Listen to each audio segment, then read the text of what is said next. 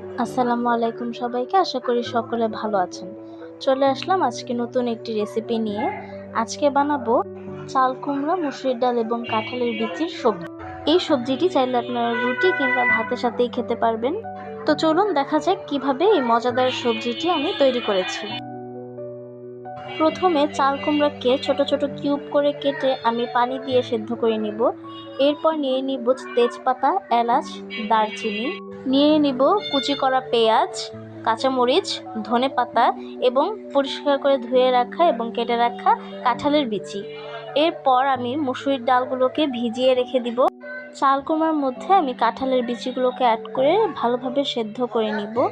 এরপর দিয়ে দিব হলুদ গুঁড়া, লবণ দিয়ে ঢাকনা দিয়ে ঢেকে একদম সেদ্ধ করে এটাকে ছাঁকনি দিয়ে ছেঁকে নিতে হবে। এরপর চুলাতে একটা পাতিল বসিয়ে দিয়ে দিব জিরার ফোড়ন, দিয়ে দিব একটা শুকনো মরিচ, দিয়ে দিব তেজপাতা, এলাচ, দারচিনি। এবার সবগুলোকে একত্রে ভালোভাবে একটু ভেজে নিব।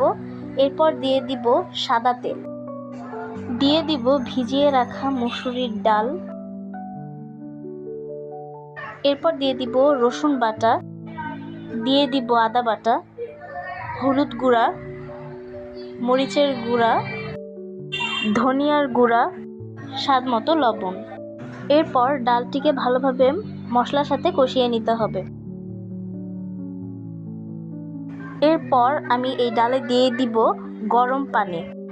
গরম পানিটা না দিলে সিদ্ধ হতে একটু সময় লাগবে। এরপর ভালোভাবে নেড়ে নিতে হবে।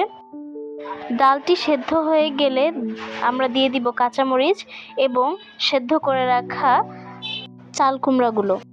রান্না হয়ে গেলে উপর থেকে দিয়ে দিব কিছুটা ধনিয়া পাতা।